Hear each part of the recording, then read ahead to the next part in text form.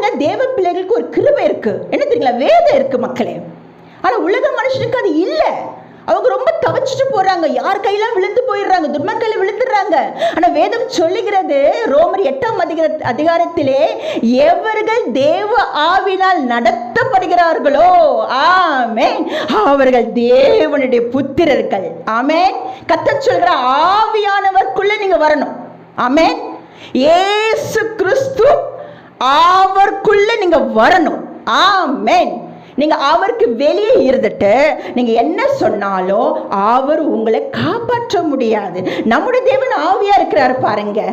கர்த்தருடைய ஆவிக்குள்ள நீங்க வரணும் மக்களே. பரிசுத்த ஆவியை பெற்றுக்கொள்ளுங்க. அப்போஸ்தலன் பவுல் சொல்லுகிறார், நீங்க நல்லா இருக்கிறீங்களா? ஒரு தேசத்தை பார்த்து மக்களை பார்த்து சொல்ற, நீங்க நல்லா இருக்கிறீங்களா? அப்படி கேட்கவில்லை. நீங்கள் பரிசுத்த ஆவியை பெற்றுக்கொண்டீர்களா அப்படின்ற என்ன? பரிசுத்த ஆவியை பெற்றுக்கொண்டா நீங்க நல்லா இருப்பீங்க. பொதுவாக நம்ம என்ன சொல்லுவோம், ஒரு ஆட்களை பார்த்தோன்னே எப்படி இருக்கிறீங்க, நல்லா இருக்கிறீங்களா, உங்களை பார்த்து ரொம்ப நாளாச்சே அப்படின்னு சொல்லுவோம் இல்லைங்களா? ஆனா ஆவிக்குரிய பிள்ளைங்க என்ன சொல்லணும் தெரியுங்களா? பரிசுத்த ஆவியை பெற்றுக்கொண்டீர்களா? முடிஞ்சு போச்சு. பரிசுத்த ஆவியை பெற்றுக்கொண்டா எல்லாம் நடந்துருங்க. ஆமென். கர்த்தருடைய ஆவி எங்கேயோ அங்க விடுதலை உண்டு. ஏன் மக்கள் விடுதலை இல்ல? ஏன் இன்னொருத்தன் துன்மார்க்க உன்னை ஆளுகை செய்கிறான்னு தெரியுங்களா? அநியாயம் ஏன்பா வீட்டுக்குள்ள ஆளுகை செய்து கொண்டிருக்கிறது? உன் பிள்ளைய அநியாயம் பிடிச்சிருக்கே. ஆமென். உன் பிள்ளைய என்ன பண்ணிட்டு இருக்கிறாங்க? உன் புருஷனை, உன் கனவு மனைவியே அநியாயத்துல நடத்துறாங்களே, நீங்க பார்த்துக்கிட்டு ஏன்பா இருக்கிறீங்கன்னு கேட்குறீங்களா?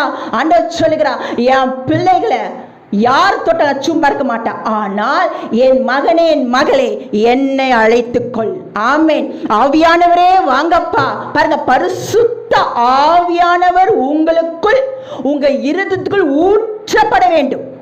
ஆவியானவர் எப்படி இருக்கிறார்? தண்ணி போல இருக்கிறார். ஊற்றப்பட வேண்டும். ஊற்றப்பட்ட இருதயத்துல குற்றங்கள் இருக்காது. ஓராவலபா ஷபால பறக்கவா.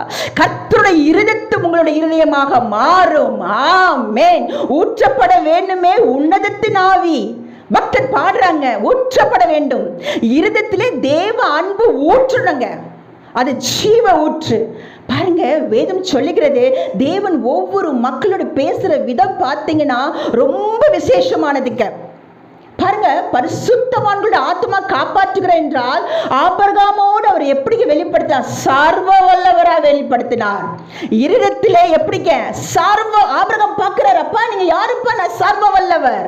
ஆமென்.